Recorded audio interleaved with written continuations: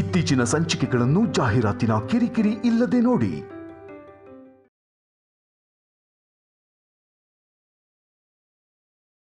ನಾಳೆ ದತ್ತು ತಗೊಳ್ಳೋದಕ್ಕೂ ಮೊದಲು ನಯನಿ ಅಖಂಡ ದೀಪಾರಾಧನೆ ಮಾಡ್ತಾಳೆ. ಹೌದು ಸ್ವಾಮಿ, ನಿಮ್ಗೆ ಗೊತ್ತು? ಏಯ್, ಹುಚ್ಚು ಪ್ರಶ್ನೆನ ಕೇಳಬೇಡ, ಪರಿಹಾರ ಕೇಳು. ಹೇಳಿ ಸ್ವಾಮಿ. ದೀಪ ಪೂರ್ತಿಯಾಗಿ ಬೆಳಗಿದ್ರೆ ಅರ್ಧ ಕೆಲಸ ಮುಗಿಯುತ್ತೆ. ಚಂದ್ರನ ದರ್ಶನ ಆಗ್ತಾ ಇದ್ದ ಹಾಗೇನೆ ಗಾಯತ್ರಿನ ದತ್ತು ತಗೊಳ್ತಾರೆ. ನಾವೇನ್ ಮಾಡ್ಬೇಕಂತ ಹೇಳಿ ಸ್ವಾಮಿ. ಅವರು ದತ್ತು ತಗೋಬಾರ್ದು ಅಂತಂದ್ರೆ ದೀಪ ಪೂರ್ತಿಯಾಗಿ ಬೆಳಗಬಾರ್ದು. ಅಖಂಡ ಜ್ಯೋತಿ ಬೆಳಗದ ಹಾಗೆ ನೋಡ್ಕೊಳ್ಳಿ. ಅದನ್ನ ಬೆಳಗ್ದೇ ಇರೋ ಹಾಗೆ ಮಾಡೋದು ಅಂದ್ರೆ ಕಷ್ಟನೇ. ಆದ್ರೆ ಹಾಳು ಮಾಡಕ್ ಏನಾದ್ರೂ ದಾರಿ ಇದೆಯಾ ಅಂತ ಯೋಚಿಸ್ತೀನಿ ಸ್ವಾಮಿ.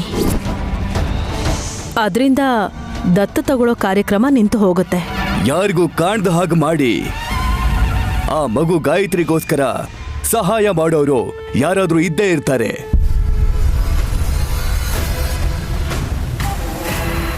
ಬ್ರಹ್ಮ ಮುಹೂರ್ತದಲ್ಲಿ ನಡೆಯೋ ಕಾರ್ಯಕ್ಕೆ ವಿಘ್ನ ತರಬೇಕು ಅಂತಂದ್ರೆ 1000 ತಲೆಗಳ ಆಲೋಚನೆ ಬೇಕು.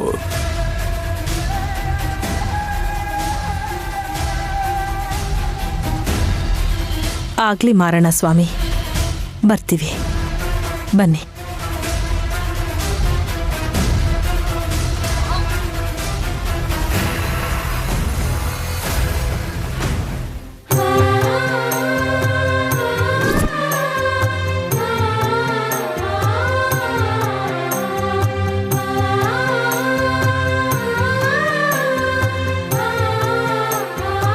ಇದೇನ್ ನೈನಿ, ಹಾಗಿಟ್ಟು ಹಾಕ್ ತಂದ್ಬಿಟ್ಟಿಯಲ್ಲ, ಪೂಜೆ ಮುಗ್ದೋಯ್ತಾ?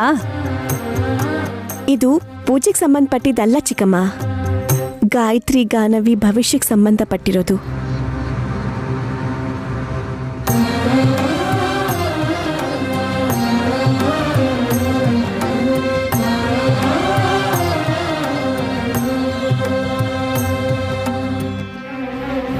ಏನಮ್ಮ ಅದು?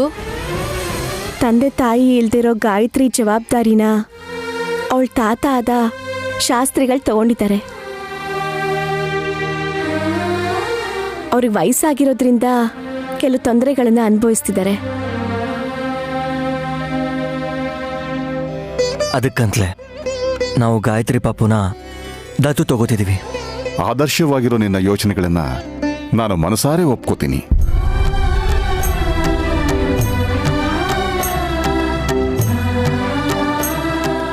ಆ ಕಷ್ಟ ಏನು ಅಂತ ತಿಳ್ಕೊಂಡು ದುಡ್ಡಿನ ಸಹಾಯ ಮಾಡ್ಬೋದಲ್ಲ ವಿಶಾಲ್. ತಿಂಗ್ಳಿಗಿಷ್ಟು ಕೊಟ್ರೆ ಆರಾಮಾಗಿ ಬದುಕ್ತಾರೆ. ನಿನ್ ಬಾಯಿಗೆ ಆಪಲ್ ಇಟ್ಬಿಟ್ಟು ಬಾರಿಸ್ತೀನಿ ಸುಮ್ನಿರ್ದಿದ್ರೆ. ಏ ಲೂಸೋ, ಸಕಿನಾಕ ಬೈತ್ಯಾ? ಇನ್ನೇನ್ ಮತ್ತೆ ಮುದ್ ಮಾಡ್ಬೇಕಿತ್ತಾ? ಗಾಯತ್ರಿ ಪುಟ್ಟಿ ಖರ್ಚಿಗೆ ತಿಂಗ್ಳಿಗಿಷ್ಟು ಕೊಟ್ರೆ ಸಾಲ್ದ ಅಂತಿದ್ದಾಳೆ. ಇವಳಗ್ ನಾನು ಒಂದ್ ವಾರಕ್ಕಿಷ್ಟು ಅಂತ ಸುರಿತೀನಿ. ಯಾವ್ದೋ ಹಾಸ್ಟೆಲ್ಗೋ PGಗೋ ಹೋಗಿರಕ್ ಹೇಳಿ, ಒಪ್ಕೋತೀರಾ? ನೋ. ನೋ ಅಂತ ಹೇಗ್ ನಖರ ಮಾಡ್ತಿದ್ದಾಳೆ ನೋಡಿದ್ರ?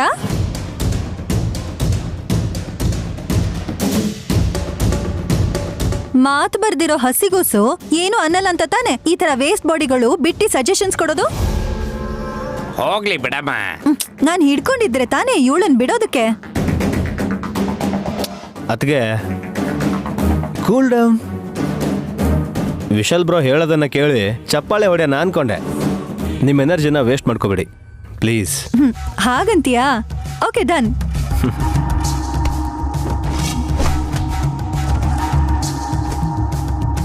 ಅಖಂಡ ದೀಪಾರಾಧನೆ ಮಾಡ್ಬೇಕು ಅಂದಿದ್ರು, ಅದನ್ ಮಾಡಲ್ವಾ? ಖಂಡಿತವಾಗ್ಲೂ ಮಾಡ್ತೀವಿ ಮಾಮ್. ದತ್ತು ತಗೊಳ್ಳೋದಕ್ಕೂ ಮೊದಲು ಪಾಪುಗೂ ಏನಾದರೂ ಕೊಟ್ಟರೆ ಚೆನ್ನಾಗಿರುತ್ತೆ ಅಂತ ಒಂದು ನಿರ್ಧಾರಕ್ಕೆ ಬಂದಿದ್ದೀವಿ.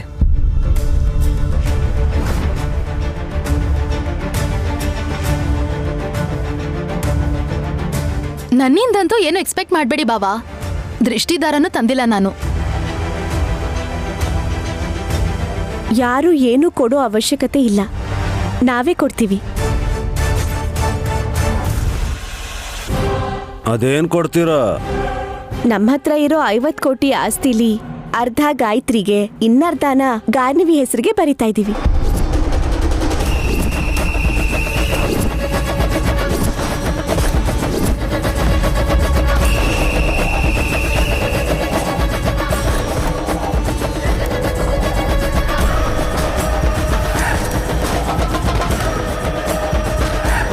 ವಿಶಾಲ್, ಇರೋ ಆಸ್ತಿನೆಲ್ಲ ಮಕ್ಕಳ ಹೆಸರಿಗೆ ಬರ್ದ್ರೆ ಹೇಗೆ?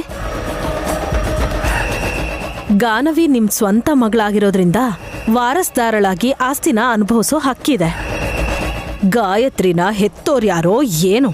ಎಕ್ಸ್ಕ್ಯೂಸ್ ಮೀ ಅತ್ತೆ, ಗಾಯತ್ರಿನ ಹೆತ್ತೋರು ನಾವು.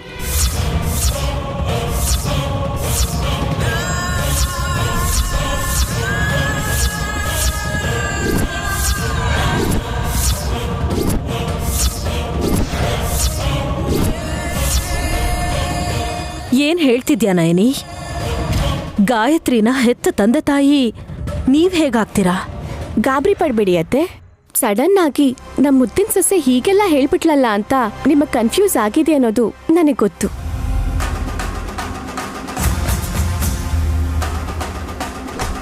ಅಯ್ಯೋ, ಅತ್ತಿಗೆ ಒಬ್ರೇ ಅಲ್ಲ, ನಮ್ಮೆಲ್ರಿಗೂ ಕೂಡ ಶಾಕ್ ಆಯ್ತು. ಎದೆ ಬಡ್ತಾ ಜಾಸ್ತಿಯಾಗಿ ತಲೆ ಗಿರ್ರ ಅಂತ ತಿರುಗ್ಬಿಡ್ತಮ್ಮ. ನಿನಗೆ ಹೀಗಾಗ್ತಿರ್ಬೇಕಾದ್ರೆ ತಿಲೋತ್ತಮಗೆ ಇನ್ನು ಹೇಗಾಗಿರ್ಬೇಕು ಪಾವನಮೂರ್ತಿ? ನಿಜ ಹೇಳು ನಯನಿ, ಟೆನ್ಷನ್ ಕೊಡಬೇಡ. ಆ ಬೋರ್ಡ್ ಗುಂಡಿ ಗಾಯತ್ರಿ ದೊಡ್ಡಮ್ಮನ. ಈಗ ನಿಮ್ಗೆ ಸಂಬಂಧ ನೆನ್ಪಾಯ್ತಾ ಭಾವ? ನಾನು ಹೇಳಿದ್ದೇನು, ಗಾಯತ್ರಿನ ಹೆತ್ತೋರು ನಾವೇನ್ವಿ. ಹೆರದು ಅಂದ್ರೆ ಜನ್ಮ ಕೊಡೋದು ಅನ್ನೋ ಅರ್ಥದ ಜೊತೆಗೆ ನೋಡ್ಕೊಳ್ಳೋರು ಅಂತಾನೂ ಅರ್ಥ ಮಾಡ್ಕೋಬಹುದು.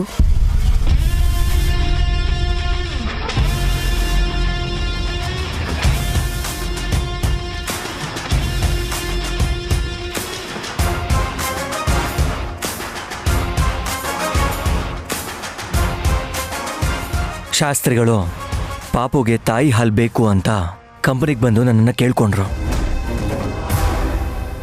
ಅದಾದ್ಮೇಲೆ ಅದಕ್ಕೆ ನೀನು ಒಪ್ಕೊಂಡ್ಲು. ಆ ದಿನದಿಂದಲೂ ಲಾಲನೆ ಪಾಲನೆ ಮಾಡಿರೋದು ನಾವೇ ಅಲ್ವಾ ಅಂತ ಹಾಗೆ ಹೇಳಿದ್ಲು.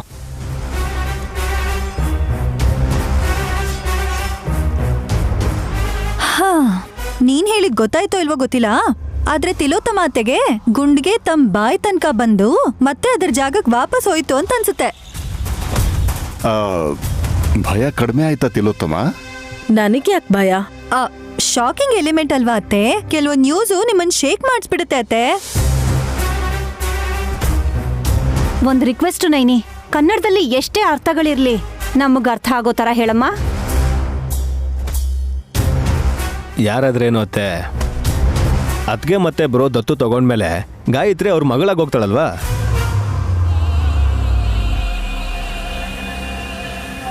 ಹೌದು, ದತ್ತು ತಗೋತಾ ಇದಾರೆ ಅಂತ ನಮಗ್ ಗೊತ್ತು ಅಷ್ಟೇ. ಆದ್ರೆ ಜನಕ್ಕೆ ಆ ಮಗುನೇ ಇಲ್ಲಿರೋ ಮಗು ಅಂತ ಹೇಳ್ಬಿಟ್ರೆ ಸರಿ ಹೋಗ್ಬಿಡುತ್ತೆ.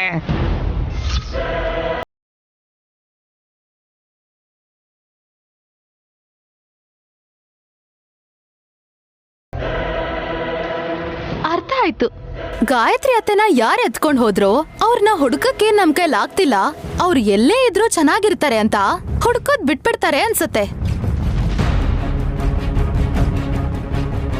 ತಪ್ಪಮ್ಮ, ಹಾಗೆಲ್ಲ ಮಾತಾಡಬಾರ್ದು. ನನ್ನ ಮೊಮ್ಮಗಳನ್ನ ದತ್ತು ತಗೊಂಡು ಅವಳಿಗೆ ಒಂದು ಜೀವನ ರೂಪಿಸ್ತಿರ್ಬೇಕಾದ್ರೆ ಕರುಳು ಬಸರಾದ ಮಗುನ ನಿರ್ಲಕ್ಷ್ಯ ಮಾಡ್ತಾರಾ? ಆ ಪರಮೇಶ್ವರಿ ಯಾವತ್ತೂ ಹಾಗಾಗಕ್ ಬಿಡಲ್ಲಮ್ಮ.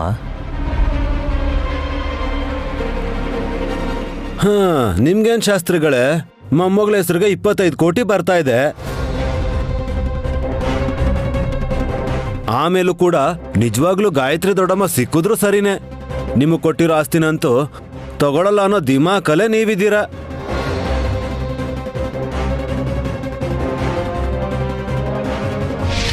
ಗಾಯತ್ರಿ ಆಂಟಿ ಸಿಕ್ಮೇಲೆ ಗಾನವಿ ಹೆಸರಲ್ಲಿರೋ ಆಸ್ತಿ ಮೇಲೆ ಡಿಪೆಂಡ್ ಆಗ್ತಾಳೆ ಹೊರತು ನನ್ ಮೊಮ್ಮಗಳ ಗಾಯತ್ರಿಗೆ ಏನು ಕಷ್ಟ ಆಗಲ್ಲ ಅಂತ ಒಳಗೇನೆ ಖುಷಿ ಪಡ್ತಾ ಇರ್ತಾರೆ ಶಾಸ್ತ್ರಿಗಳು. ನೀವೆಲ್ಲರೂ ಸ್ವಲ್ಪ ಬಾಯಿ ಮುಚ್ಕೊಂಡಿದ್ರೆ ಕ್ಲಿಯರ್ ಆಗಿ ನಾನೇ ನಿಮ್ಗೆ ಹೇಳ್ತೀನಿ. ಮುಖಕ್ಕೆ ಹೊಡೆದಂಗೆ ಹೇಳು ವಿಶಾಲ್. ಅಡ್ಬಾಯ್ ಹಾಕಿದ್ರೆ ನನ್ ಗಂಡನ ಬಾಯಲ್ಲಿ ಈ ಬಾಳೆಹಣ್ಣು ತುರುಕ್ ಬಿಡ್ತೀನಿ.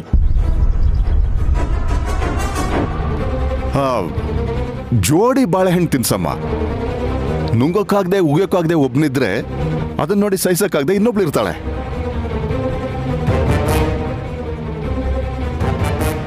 ನೀವು ತುಂಬಾ ಎಕ್ಸೈಟ್ ಆಗ್ತಿದ್ದೀರಲ್ಲ, ವಿಷಯ ಏನು ಅಂತ ಹೇಳಿ. ಮಾಮ್, ಮ್ಯಾಟ್ರ್ ಏನು ಅಂತಂದ್ರೆ ಕೆಲವೇ ದಿನಗಳಲ್ಲಿ ಮಹಾಶಿವರಾತ್ರಿ ಬರ್ತಿದೆ. ಆಗ ಪೂಜೆ ಹೆಸರಲ್ಲಿ ನಾವೆಲ್ಲರೂ ಕೂಡ ಉಪವಾಸ ಇರ್ತೀವಿ. ಆದರೆ ಸುಮನ ಮಾತ್ರ ತಿನ್ನಕ್ಕಾಗದೆ, ತಿನ್ನಕ್ಕೂ ಇಲ್ಲದೆ ಒದ್ದಾಡ್ತಿರ್ತಾಳೆ.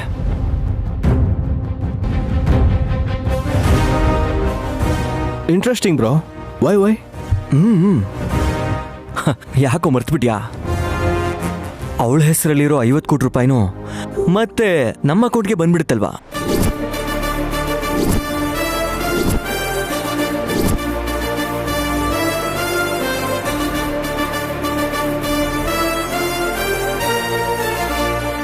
ಹೌದು ಬ್ರೋ. ಅಂದ್ರೆ ಆ 50 ಕೋಟಿ ಬಂದ್ಮೇಲೆ ಗಾಯತ್ರಿ ದೊಡ್ಡಮ್ಮ ಸಿಕ್ಕಿದ ತಕ್ಷಣ ಅವ್ರ ಹೆಸರಿಗೆ ಬರೀತೀರಾ ಅಂತ ಆಯ್ತು. ಸೂಪರ್ ಐಡಿಯಾ, ಚೆನ್ನಾಗಿದೆ ಅಲ್ಲ? ಏನ್ ಚೆನ್ನಾಗಿರೋದು? ಬೇಕು ಅಂತಾನೆ ನಂಗೆ ನೋವು ಮಾಡ್ತೀರಾ ಅಂತ ನಂಗೆ ಅರ್ಥ ಆಯ್ತು.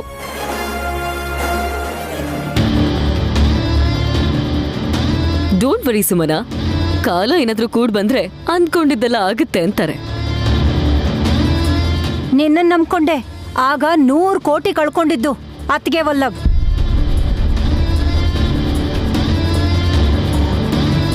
ಇನ್ನು ಸುಮನ ನಂಬಿದ್ರೆ ಅವಳೇನ್ ಕಳ್ಕೊತಾಳೋ? ನಾನು ಕಳ್ಕೊಳಲ್ಲ, ಪಡ್ಕೋತೀನಿ. ಅದಕ್ಕೆ ಎಷ್ಟು ಬೇಕಾದ್ರೂ ಕಷ್ಟಪಡ್ಬೋದು, ಆದ್ರೆ ದಾರಿ ತಪ್ಪು ಮಾತ್ರ ಹೋಗ್ಬಾರ್ದು ಸುಮನ. ಎಲ್ಲದನ್ನು ದೃಷ್ಟಿಲಿಟ್ಕೊಂಡು ಗಾಯತ್ರಿನ ದತ್ತು ತಗೊಳ್ತಾ ಇದೀವಿ. 25 ಕೋಟಿನ ಅವಳ ಹೆಸರಿಗೆ ಬರೀತಾ ಇದೀವಿ.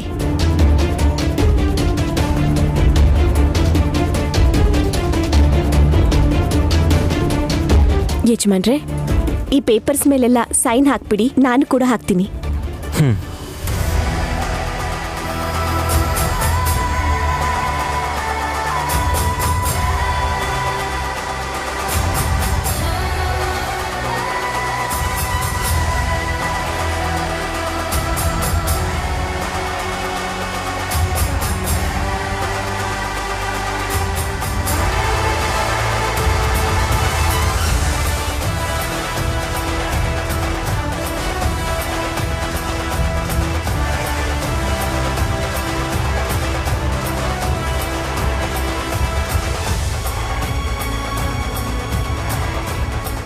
ಮಾವ, ಈ ಆಸ್ತಿ ಪತ್ರಗಳನ್ನ ನಿಮ್ ಕೈಯಾರೆ ಶಾಸ್ತ್ರಿಗಳಿಗೆ ಕೊಡಿ. ಓಕೆ, ಇವಳು ನೆತ್ಕೋ.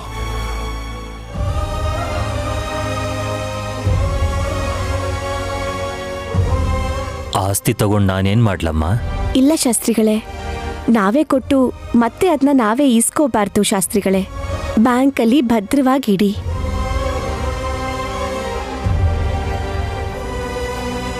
ತಗೊಳ್ಳಿ ಶಾಸ್ತ್ರಗಳೇ, ನಿಮ್ಮ ಮೊಮ್ಮಗಳನ್ನ ನಮಗೆ ಕೊಡ್ತಿದ್ವಿ ಅಂತ ಅನ್ಕೋಬಿಡಿ. ಹಾ, ತಗೊಳ್ಳಿ ತಗೊಳ್ಳಿ ತಗೊಳ್ಳಿ.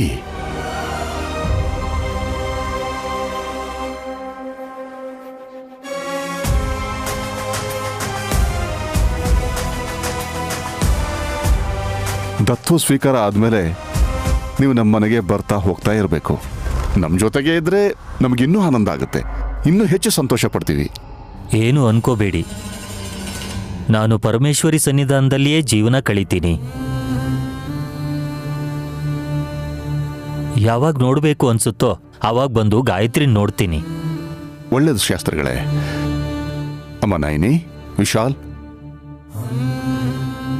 ಅಖಂಡ ದೀಪಾರಾಧನೆ ಆದ್ಮೇಲೆ ಗಾಯತ್ರಿನ ನೀವು ಮಗಳಾಗಿ ದತ್ತು ತಗೋಬಹುದು.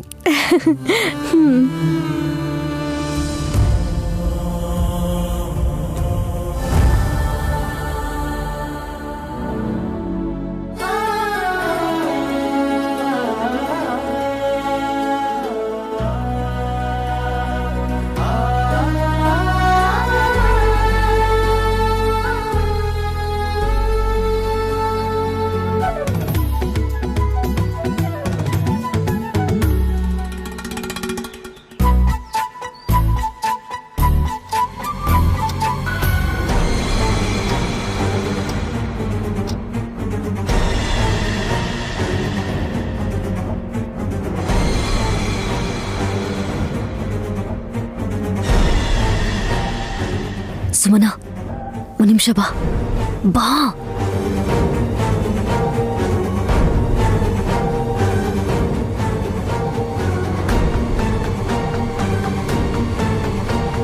ಆಂಟಿ ಸುಮನನ್ ಕರ್ಕೊಂಡ್ ಬಂದಿದ್ದೀನಿ.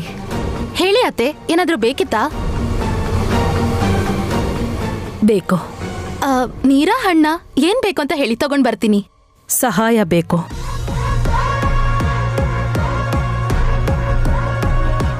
ಮಾಮ್, ನೀವ್ ಹಾಗೆ ಹೇಳಿದ್ದೆ ಚಿಕ್ಕ ಹುಡುಗಿಗೆ ಗೊತ್ತಾಗ್ಲಿಲ್ಲ ಮಾಮ್. ಹುಡುಗಿ ಅಂತಿದ್ಯಲ್ಲ ವಲ್ಲಭ್, ಮೊನ್ನೆವರೆಗೂ ತಾಯಿ ಆಗಿದ್ಲಲ್ಲ. ಗಾನವಿನ ಇವ್ರಕ್ಕ ಕಿತ್ಕೊಂಡ್ಮೇಲೆ ನಮ್ ಸುಮನ ಬೇರೆಯವ್ರ ತರ ಅಳ್ತಾ ಕೂತ್ಕೊಂಡಿರ್ಲಿಲ್ಲ. ಚೆನ್ನಾಗೇ ಎದುರಿಸಿದ್ಲು.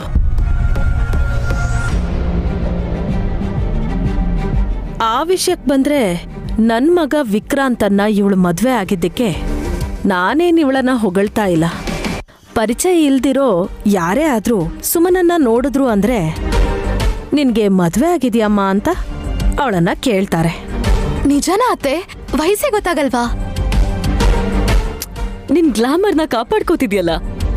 ಇನ್ನೂ ಸುಂದರವಾಗಿರ್ತಿದ್ದೆ. ಏನಾದ್ರೂ ನಮ್ಮ ಅಕ್ಕ ಹೊಡೆಯೋದು ಬಡಿಯೋದು ಮಾಡಿರ್ಲಿಲ್ಲ ಅಂದಿದ್ರೆ.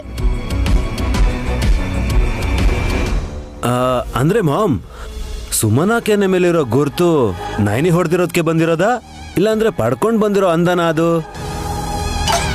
ಸುಮನ ಸುಂದ್ರಿನೇ ಕಣೋ, ಆದ್ರೆ ವಿಕ್ರಾಂತ್ಗೆ ಅದು ಗೊತ್ತಾಗ್ತಿಲ್ಲ ಅಷ್ಟೇ.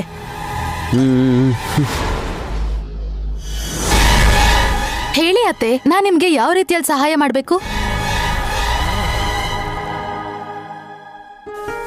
ಡ್ಯಾಡ್, ಮನೆಗೆ ಹಿರಿಯರು ನೀವೇ. ನಿಮ್ ಕೈಯಿಂದಲೇ ಮಕರ ದೀಪನ ಬೆಳಗ್ಸಿ. ಪರವಾಗಿಲ್ಲ ವಿಶಾಲ್, ಗಂಡ ಹೆಂಡತಿ ನೀವಿಬ್ರು ದೀಪ ಹಚ್ಚಿ. ಮಾವ, ನಾವ್ ಆಸ್ತಿನ ಸಂಪಾದಿಸಿದ್ರು ಸರಿ, ನೀವಿಲ್ಲ ಅಂದಿದ್ರೆ ನಾವ್ ಯಾರೂ ಇರ್ತಿರ್ಲಿಲ್ಲ.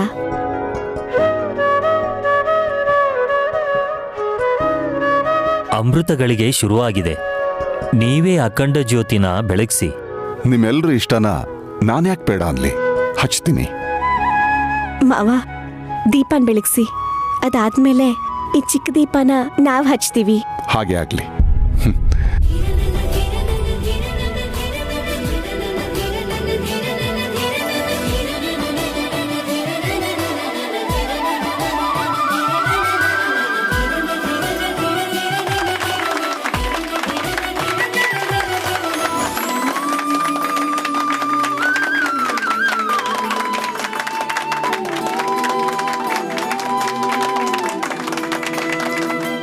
ನೋಡಿದ್ರಾ ಅವರೆಷ್ಟು ಸಂಭ್ರಮದಲ್ಲಿದ್ದಾರೆ ಅಂತ?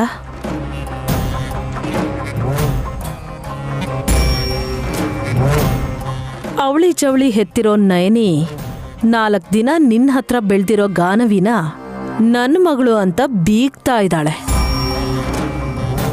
ನಿನಗಿನ್ ಮಕ್ಕಳೇ ಆಗಲ್ಲ ಅಂತ ಗೊತ್ತಾದ್ಮೇಲೂ ಶಾಸ್ತ್ರಿಗಳ ಮೊಮ್ಮಗಳನ್ನ ದತ್ತು ತಗೋತಾ ಇದ್ದಾಳೆ ಅಂದ್ರೆ ಅದ್ರ ಅರ್ಥ ಏನು?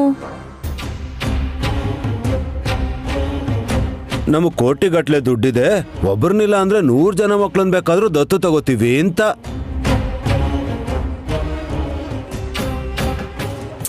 ನಿಜ ಹೇಳ್ಬೇಕು ಅಂದ್ರೆ ನಿನ್ನ ಹತ್ರ ಇಲ್ದಿರೋದು ಅವ್ರ ಹತ್ರ ಇದೆ ಅಂತ ತೋರಿಸ್ಕೊಳ್ಳೋದಕ್ಕೆ ಅವ್ರು ಮಾಡ್ತಿರೋ ನಾಟಕ ಇದೆಲ್ಲ. ಪರವಾಗಿಲ್ಲ, ಇವಾಗ ನಾನು ಏನ್ ಮಾಡ್ಬೇಕು ಅಂತ ನೇರವಾಗಿ ಹೇಳಿ. ಆ ದೀಪಗಳನ್ನ ಬೆಳಗಿದ್ದಾದ್ಮೇಲೆ ಒಳ್ಳೆ ಮುಹೂರ್ತ ಅಂತ ಆಕಾಶದ ಕಡೆ ನೋಡ್ತಾರೆ. ಚಂದ್ರ ಏನಾದ್ರೂ ಕಾಣಿಸ್ಕೊಂಡ್ರೆ ಗಾಯತ್ರಿನ ಅವರು ದತ್ತು ತಗೋತಾರೆ. ಅವ್ರು ದತ್ತು ತಗೋಬಾರ್ದು ಅಂದ್ರೆ ನೀನೇನ್ ಮಾಡ್ಬೇಕು? ಆ ಚಂದ್ರನ್ ನೋಡಿದಾರ ಹಾಗೆ ಮಾಡ್ಬೇಕು. ಅದ್ ಹೇಗಾಗತ್ತೆ ಬಾವಾ? ಸೂರ್ಯ ಚಂದ್ರನ ತಡೆಯಕ್ಕಾಗತ್ತಾ? ಕಷ್ಟನಾ? ಏಯ್, ನಿನಗೆ ಗೊತ್ತಾಗಲ್ಲ ಇರು. ಸುಮನ, ನೀನ್ ಹೇಳಿದ್ ಕರೆಕ್ಟೇ. ಚಂದ್ರನ್ನ ನೋಡದೆ ಇರೋ ಹಾಗೆ ತಡೆಯಕ್ಕಾಗಲ್ಲ. ಆದ್ರೆ ಆ ದೀಪಗಳು ಬೆಳಗ್ದೇ ಇರೋ ತರ ಮಾಡ್ಬೋದಲ್ಲ.